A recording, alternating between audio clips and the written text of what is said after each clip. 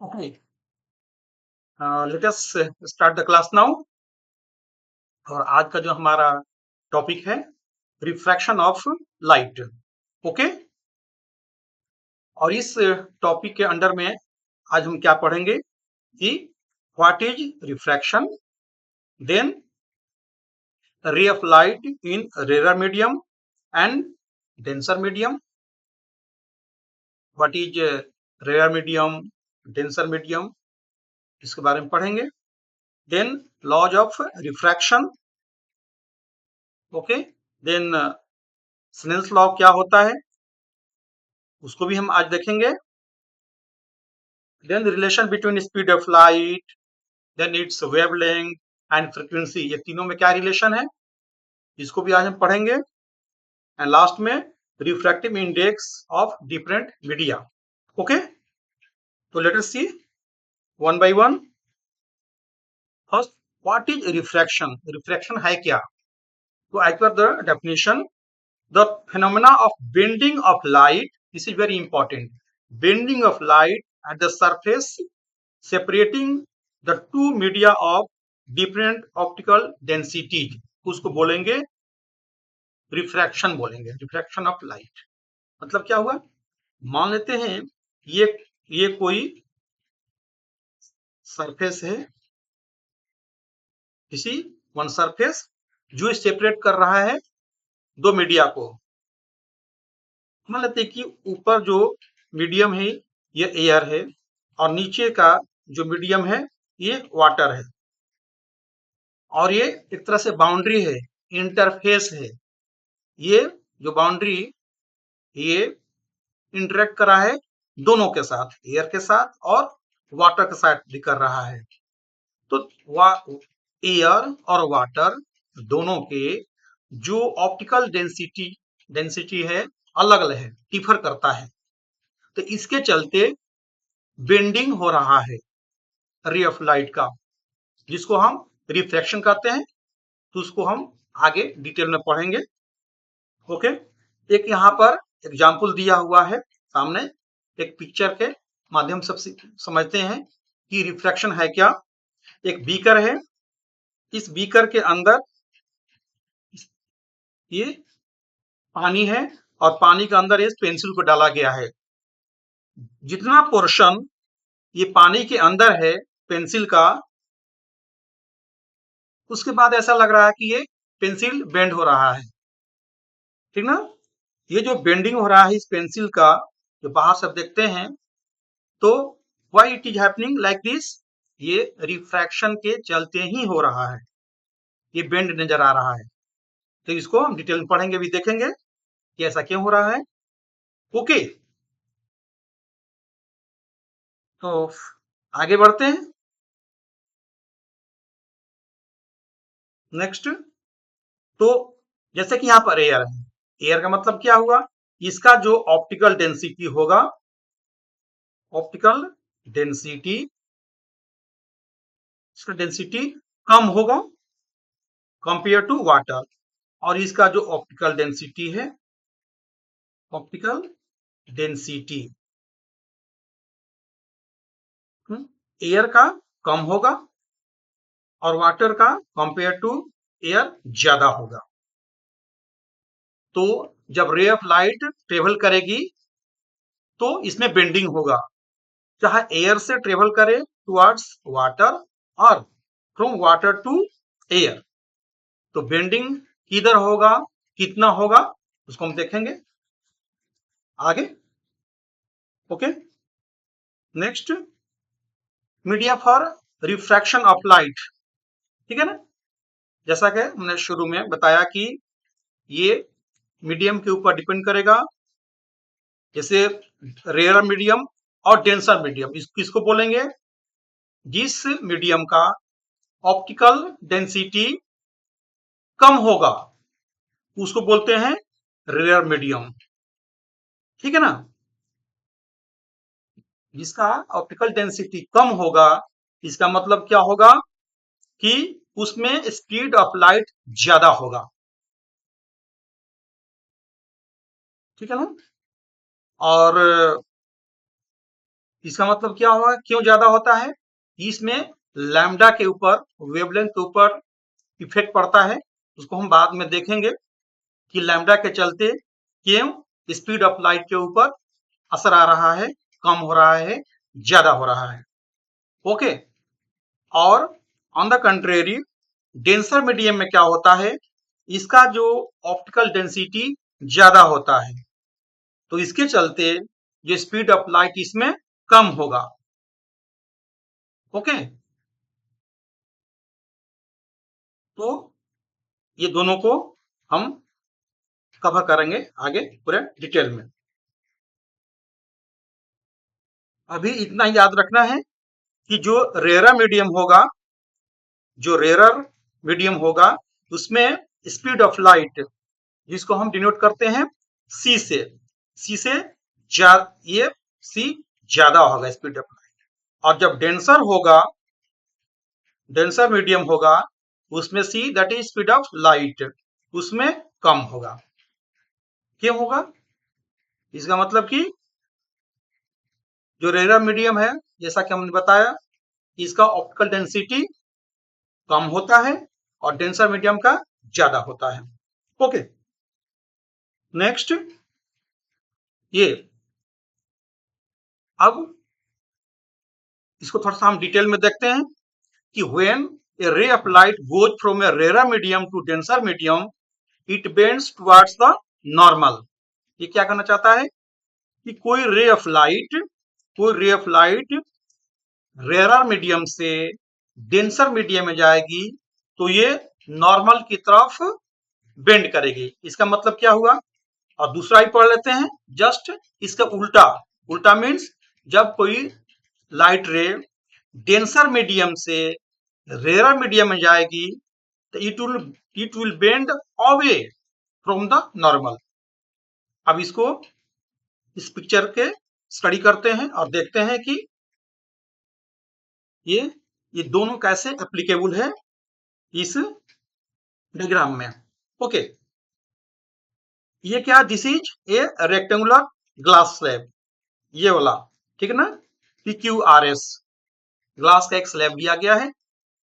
और ये जो टॉप वाला जो मीडियम है ये एयर है, दिस इज एयर मीडियम। और ये ग्लास मीडियम ऑलरेडी यहाँ पर दिखाया गया है, ठीक है। यहाँ पर एक रे ऑफ लाइट AO यहाँ पर इंसिडेंट हो रही है इस पॉइंट पर, तो this is called point of incidence.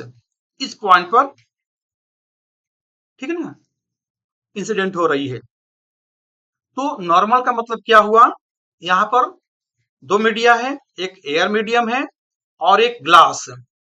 और ये वाला, ये जो सरफेस है ना, ठीक है ना, ये इंटरफेस कर रहा है दोनों मीडियम को।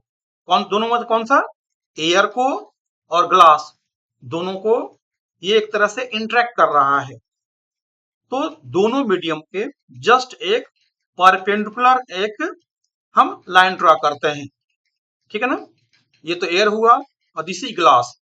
परपेंडिकुलर मतलब क्या है, 90 डिग्री, इसी को बोलेंगे हम it's normal to both the media here, ठीक है, जस्ट 90 डिग्री पर।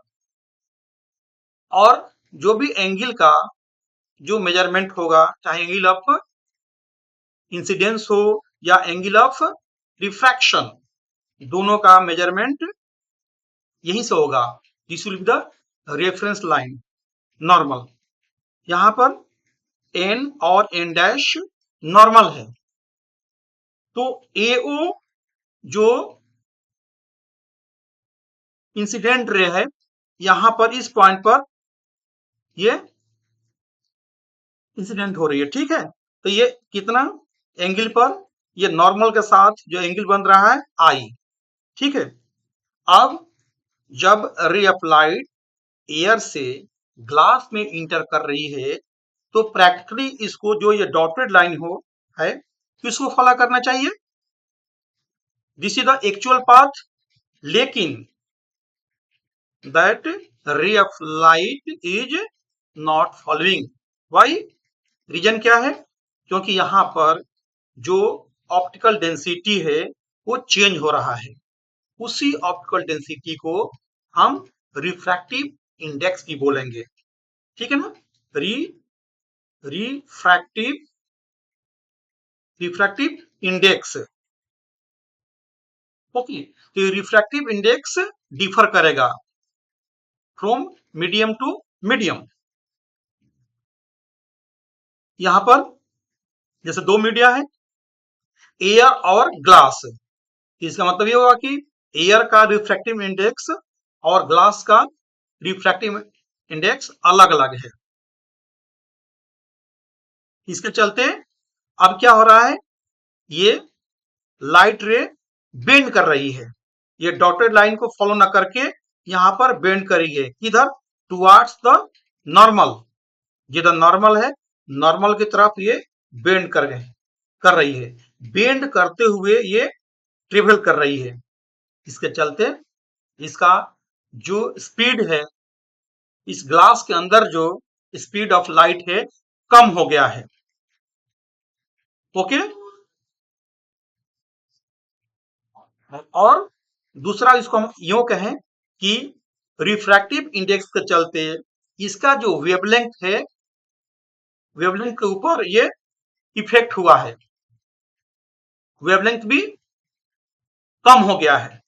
राइट, अब ये जो रे ऑफ लाइट है यहां से ओ से लेकर के बी तक ये ग्लास के अंदर ट्रेवल कर रही है।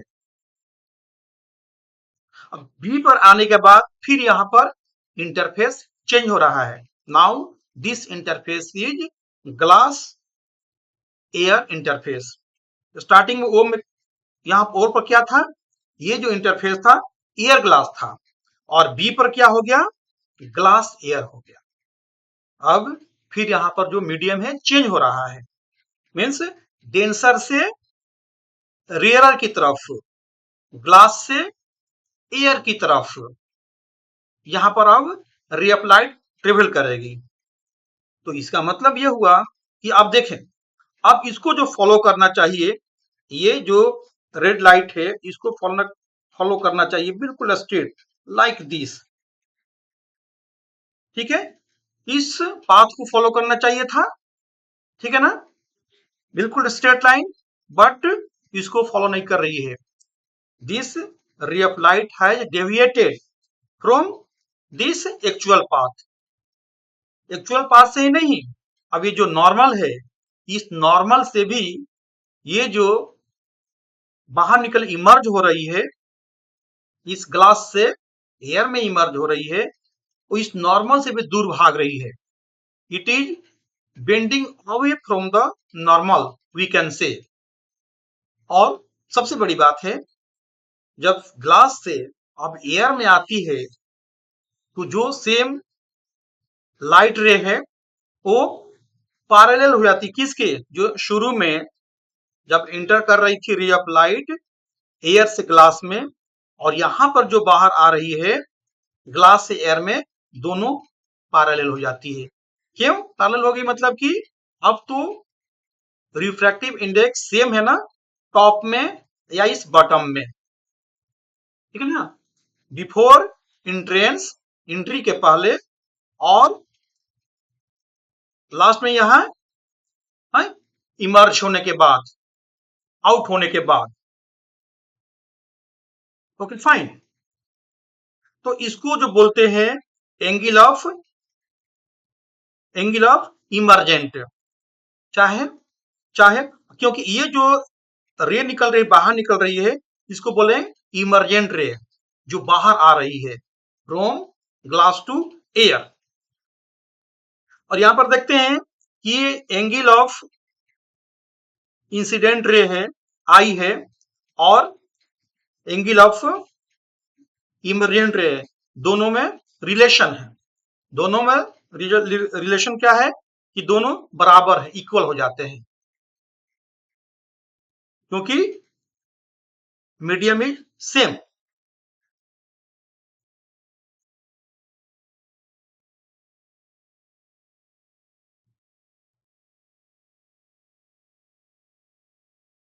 Okay,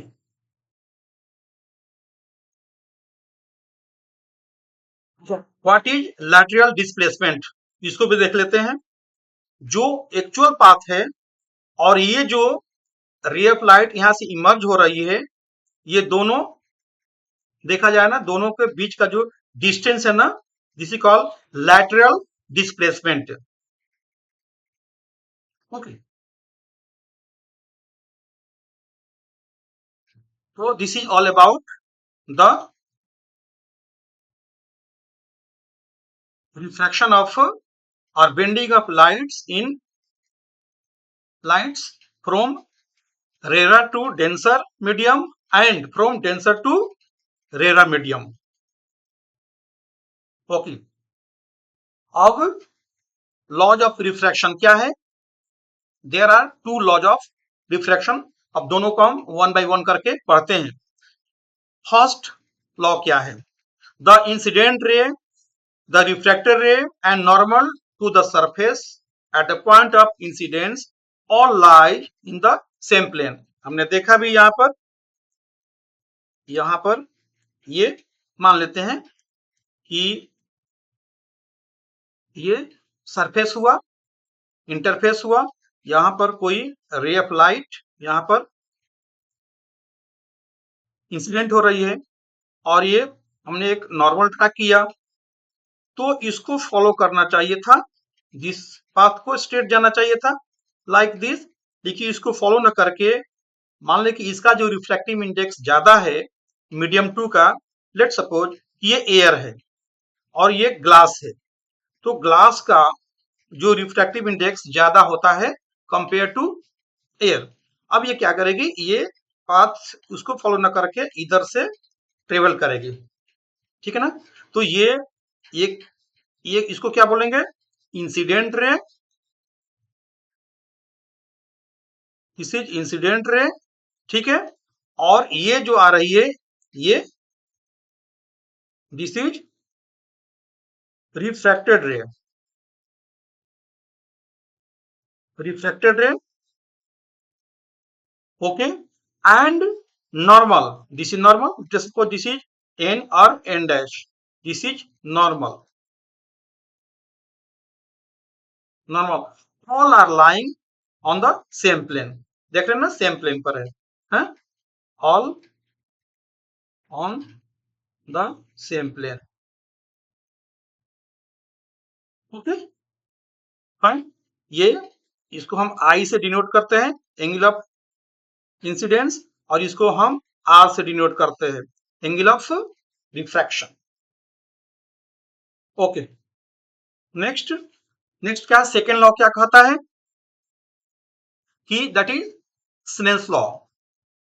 the ratio of sine of angle of incidence i to the sine of angle of refraction is constant for given pair of media। इसका मतलब क्या होगा? Same way, same diagram draw करेंगे। यहां पर एक रे ऑफ लाइट इंसिडेंट हो रही है, ठीक है ना। अब यहाँ पर एक हम नॉर्मल ड्रा करेंगे। हमने नॉर्मल ड्रा किया, इस रे ऑफ लाइट को कौन सा पाथ फॉलो करना चाहिए? बिल्कुल स्ट्रेट, लाइक दिस, इसको जाना चाहिए था, लेकिन due to change in medium means optical density और रिफ्रैक्टिव इंडेक्स, ये इस रूट को फॉलो ऐसे करेगी, ठीक है। It will follow like this. तो ये क्या है? N and N dash, this is normal, ठीक। और ये हो गया एंगल ऑफ इंसिडेंस, इसको हम आई से डिनोट करेंगे। और ये है angle of refraction means R से। लेट्स सपोज कि ये जो पहला मीडियम है, टॉप वाला मीडियम, इसका refractive index late us suppose कि μ1 है, ठीक है। और जो सेकंड मीडियम है, इसका रिफ्रैक्टिव इंडेक्स μ2 है। रिफ्रैक्टिव इंडेक्स को रिफ्रैक्टिव इंडेक्स को हम डिनोट करते हैं म्यू से करते हैं, और एन भी लिखते हैं, और म्यू दोनों से इसको डिनोट करते हैं। तो म्यू1 एंड म्यू2 ये अलग अलग रिफ्रैक्टिव इंडेक्स का ये मीडिया है, टॉप एंड बॉटम। तो ये इसमें क्या रिलेशन है, ठीक है ना। Mu one is the refractive index of number 1 medium and number 2 medium का क्या है, नंबर 2 का रिफ्रैक्टिव इंडेक्स म्यू2 है। तो रिलेशन क्या दिया है, relation as per Snell's law की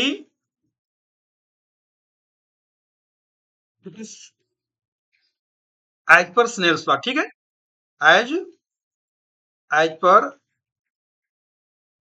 स्नेल्स लॉ।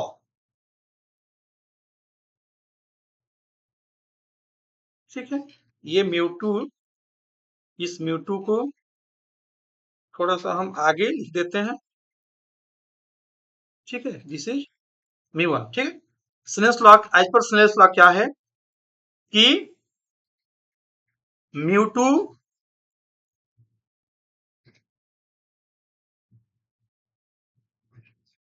और म्यू1 multiplied by sine of I equal to म्यू2 multiplied by sine of r, ठीक है। इसको और आगे क्या लिख सकते हैं कि लिख सकते हैं बट ये म्यू2 इधर आ जाएगा,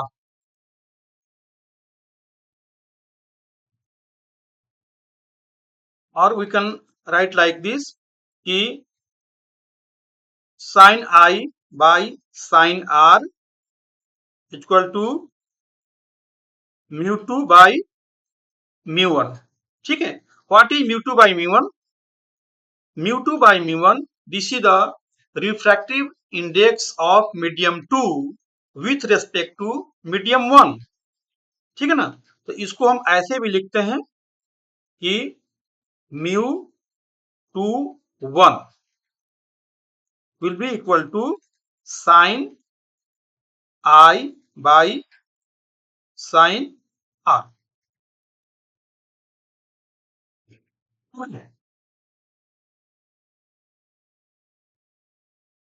So this is Snell's law. It gives this is the refractive index of medium 2 with respect to medium 1 and will be equal to sine of angle of incidence by sine of angle of refraction। Okay, this is Snell's law। Okay, इसको याद करना होगा क्योंकि इस पर हमें numerical भी करना होगा। आगे बढ़ते हैं,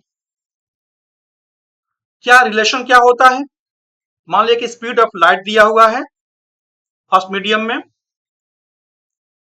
ओके, और सेकेंड मीडियम में भी स्पीड ऑफ लाइट दिया हुआ है।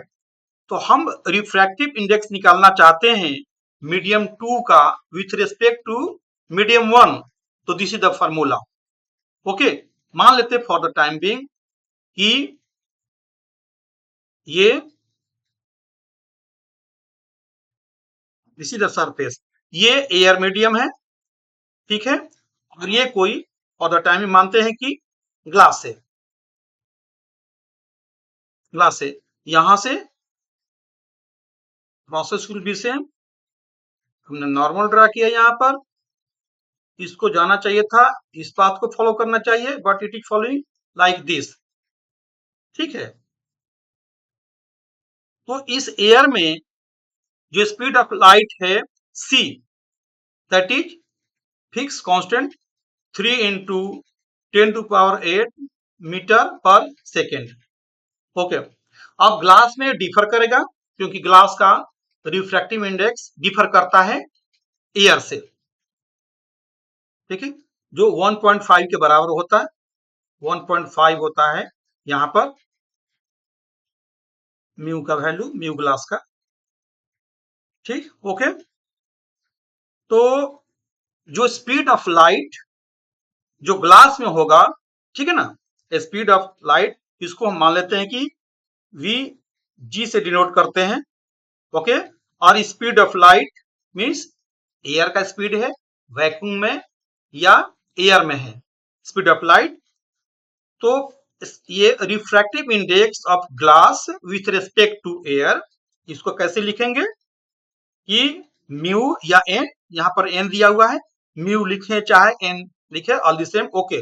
एन लिखा है तो एन लिखते हैं, एन ग्लास, यहाँ पर जी विथ रेस्पेक्ट टू ए, यहाँ ऊपर ए लिखते हैं, ठीक है। या इसको लिखने का ये भी तरीका है, मान लें कि ये मीडियम 2 है और ये मीडियम 1 है, तो इसको भी लिखने का क्या तरीका, ऐसे भी लिखते हैं कि N2 1, ऐसे भी लिखते हैं, ठीक है। तो ये किसके बराबर होगा, ये रेशियो देगा कितना, C बाई वी जी का, यहाँ पर ग्लास है ना, ये इसके बराबर होगा। This is the formula. If the first medium is vacuum, then the refractive index is called absolute refractive index of the medium, यदि वैक्यूम है तो, ठीक है ना। एक हुआ वैक्यूम और दूसरा एयर, ठीक है ना, ऑलमोस्ट सेम होता है, लेकिन जब हम रेफरेंस वैक्यूम लेते हैं तो इन दैट केस जो रिफ्रैक्टिव इंडेक्स होगा सेकेंड मीडियम का, उसको बोलेंगे absolute refractive index, okay. Next कुछ इंपॉर्टेंट पॉइंट्स डिस्कस कर लेते हैं। The refraction of light takes place when the ray of light goes from one medium to another medium because speed of light is different in two medium. Speed of light means c. c क्या है, c differ करता है, change करता है। क्यों करता है, क्योंकि एक हमारा रिलेशन है, रिलेशन कौन सा relation,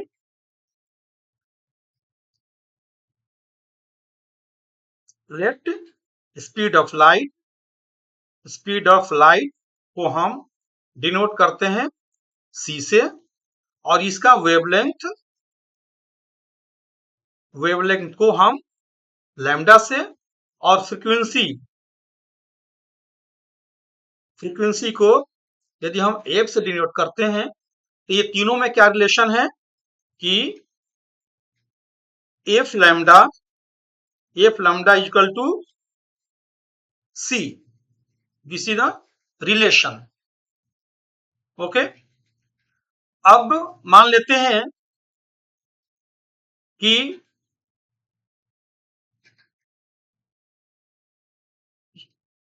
F lambda equal to c, इसका मतलब कि जो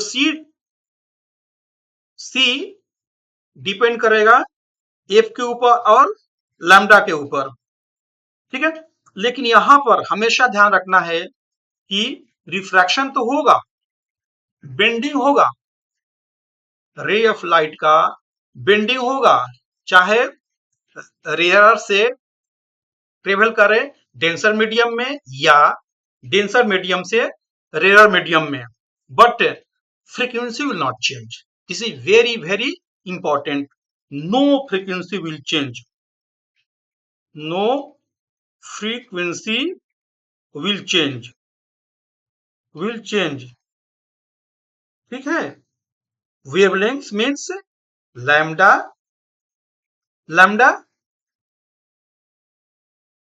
में चेंज, जब लैम्डा चेंज होगा उसी के अकॉर्डिंगली ये जो स्पीड होगा, speed of light in particular medium, वो भी चेंज होगा। So speed of light will also change accordingly, ठीक है ना। क्योंकि जब ये देख रहे हैं कि जो एफ है, एफ चेंज नहीं होगा, एफ तो कांस्टेंट रहेगा, ठीक है। तो उस पर्टिकुलर मीडियम में जिसका रिफ्रैक्टिव इंडेक्स डिफर करेगा, स्पीड ऑफ लाइट भी चेंज होना है और लैम्डा भी चेंज होना है। जो जब लैम्डा चेंज होगा, इसका मतलब कि ये तो एफ तो फिक्स है ना, इसका मतलब कि there is change in speed of light. Okay, या ऐसे ही बोल सकते हैं कि जब स्पीड ऑफ लाइट चेंज हो रहा है तो लैम्डा भी चेंज होगा।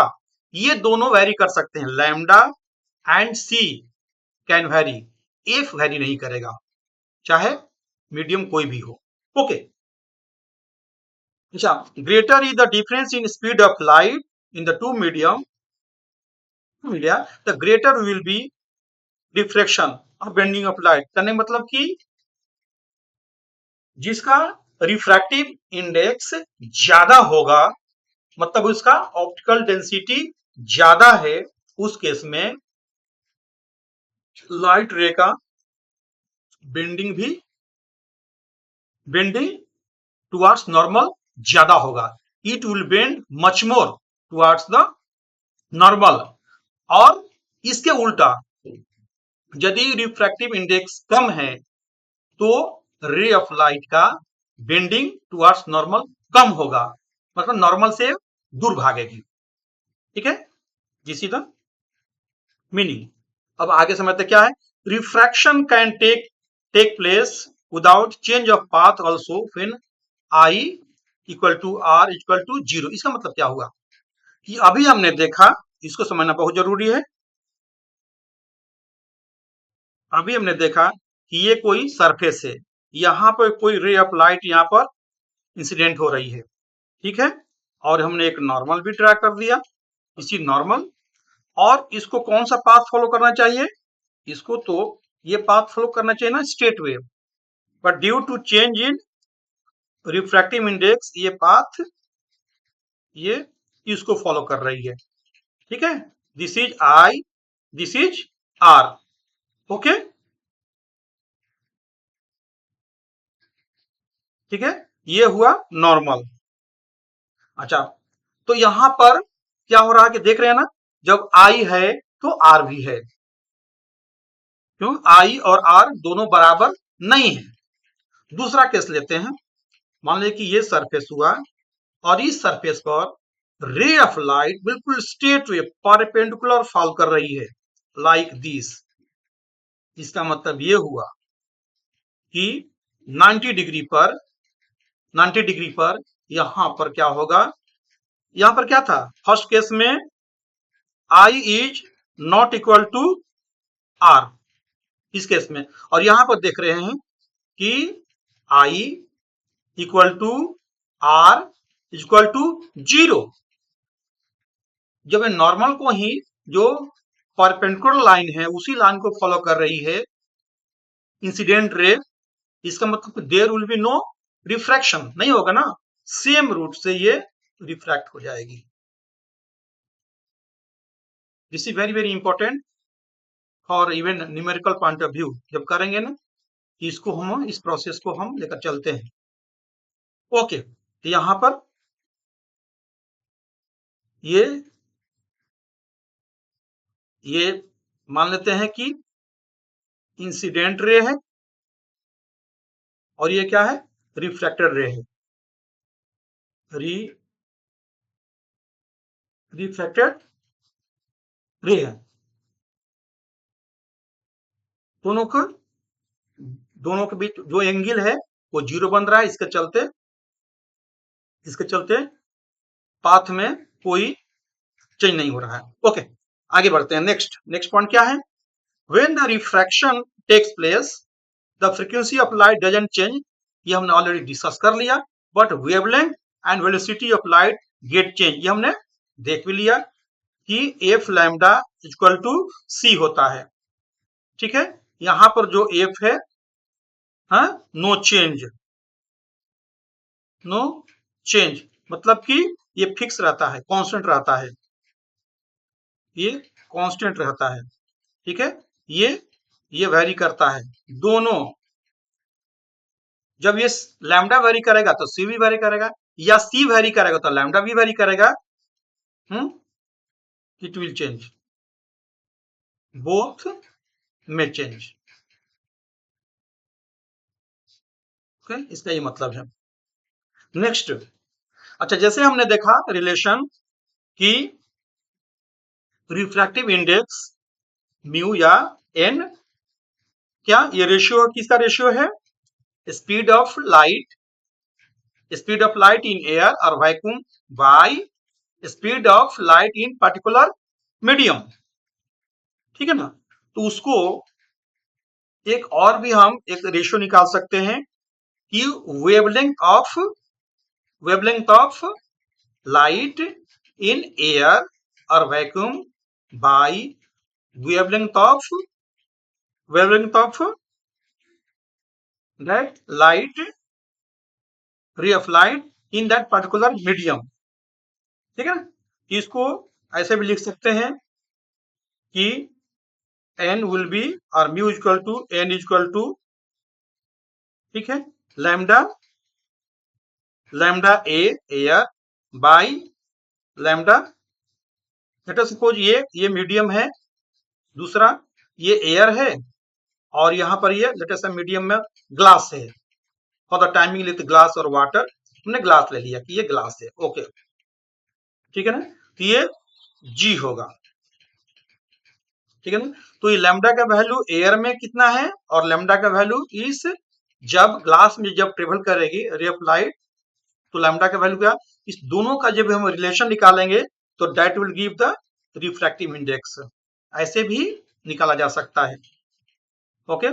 चाहे दूसरे तरफ से लिखना है कि ये मान लेती है ये मीडियम 1 है और ये मीडियम 2 है, ठीक है, ऐसे भी इसको लिखा जा सकता है कि lambda medium medium 1 by lambda medium 2, ठीक है।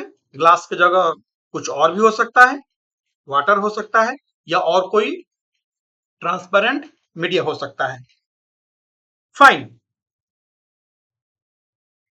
ओके। नेक्स्ट क्या है, at what factors the value of refractive index depends, important है ये, रिफ्रैक्टिव इंडेक्स भी चेंज हो सकता है मीडियम, कैसे, किसके ऊपर डिपेंड करेगा, it depends upon nature of media of incidence and refraction, ये तो क्लियर है, नेचर मीन्स व्हाट, किसमें किसमें रिफ्रैक्शन ज्यादा होगा, किसमें कम होगा, ये उसके नेचर पर डिपेंड करता है, उस मीडिया के नेचर के ऊपर डिपेंड करता है।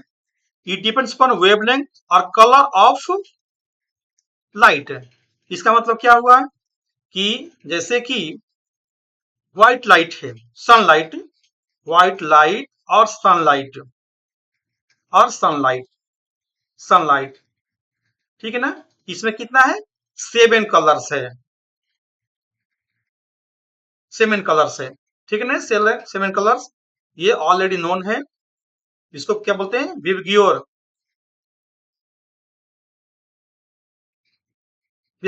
ठीक है ना।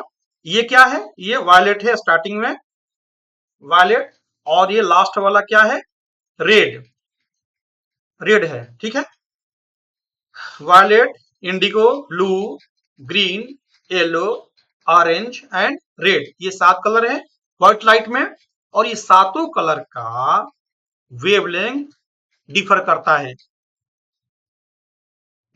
है, सबसे ज्यादा जो वेवलेंथ का है रेड का होता है, और सबसे कम किसका होता है, वायलेट का होता है। रेड का अप्रॉक्स मान लेके 800 नैनोमीटर है, तो ब्लू का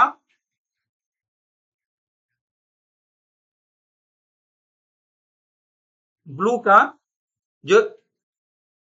का जो ब्लू इंडिगो के बाद है, इसका 400 नैनोमीटर के बराबर होता है, और उसी तरह से वायलेट की बात करें, इसका भी 360 370 के आसपास होता है।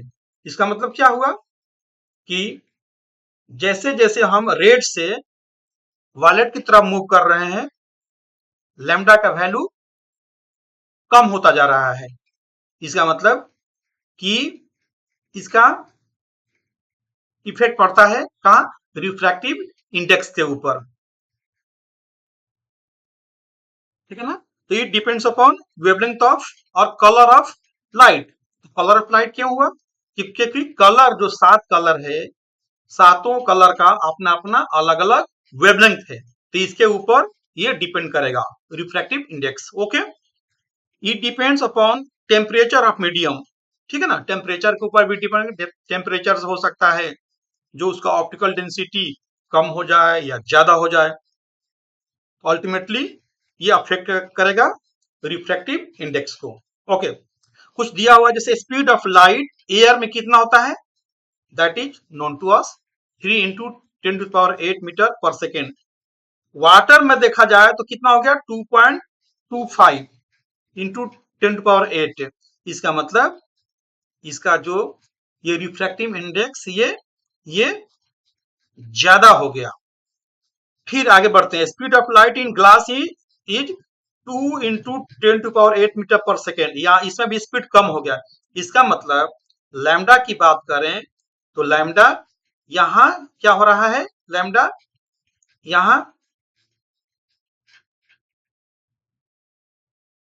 यहां पर बढ़ रहा है,